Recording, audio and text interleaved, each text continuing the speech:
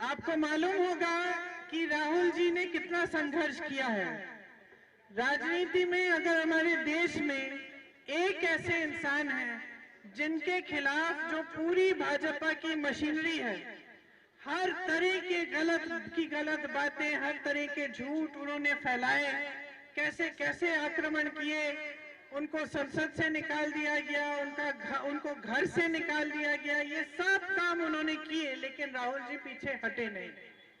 ये उनका चरित्र है कि जब वो अन्याय होते हुए देखते हैं तो न्याय की लड़ाई लड़ते हैं और उससे एकदम पीछे हटते नहीं हैं। इसीलिए 4000 किलोमीटर राहुल जी कन्याकुमारी से कश्मीर तक पैदल चले और फिर उसके बाद मणिपुर से लेकर मुंबई तक उन्होंने यात्रा की। और ये यात्रा क्या थी, चाहे वो पैदल यात्रा, रोजगार करो या ठेकेदारी पे नौकरी करो, दिहाड़ी मिले, फिर भी चाहे परिवार में 2-2 सदस्य काम करते हो, फिर भी आपको ये महसूस होता है कि कमाई पूरी नहीं हो रही है।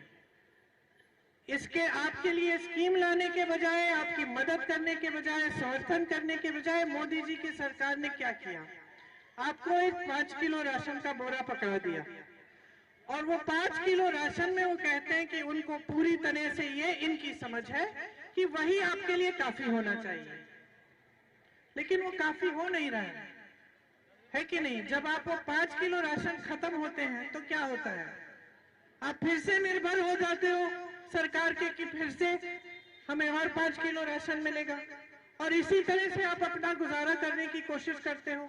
आज खेती कर रहे हो, खेती के सारे सामान पे जीएसटी है कि नहीं। इसका मतलब है कि जो पहले सामान एक दाम पे मिलता था, आज उससे ज्यादा दाम पे मिल रहा है, तो महंगाई बहुत वहां पे भी उसका असर पड़ रहा है। तो खेती से जो पहले कमाई होती थी वो कमाई भी नहीं हो रही है। पहले आप खेतों में मजदूर भी रख पाते थे, अब आप कहते हो कि जितना हमसे हो जाए हम कर लेंगे, ज्यादा मजदूर रखेंगे तो और कम कमाई हो जाएगी।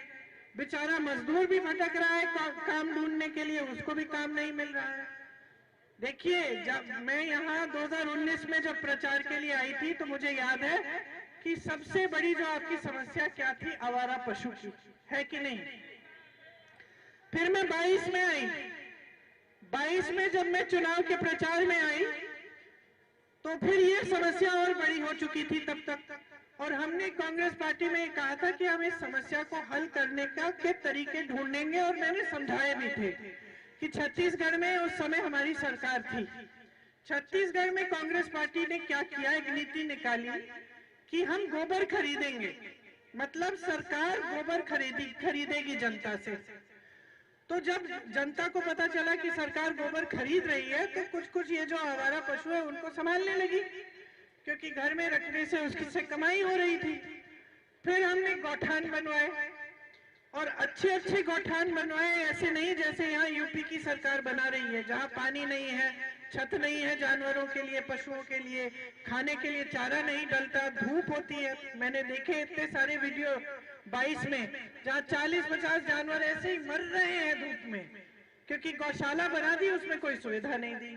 हमने अपनी सरकार से एक अच्छी सुविधाएं दी थी, ताकि फिर उस गौशाला में से महिलाओं की कमाई भी हो रही थी।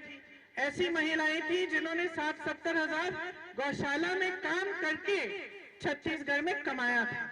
तो हमने उस समय ही कहा था कि हमारी सरकार आएगी तो हम ऐसी स्कीम लाएंगे ताकि ये जो बहुत बड़ी समस्या है आपकी, आपको रात को भी खेती में बैठना पड़ता है, सुबह पूरे दिन आप काम करते हो, फिर रात को किसी न किसी को जाके खेती में बैठना पड़ता है पहरेदारी करने के लिए।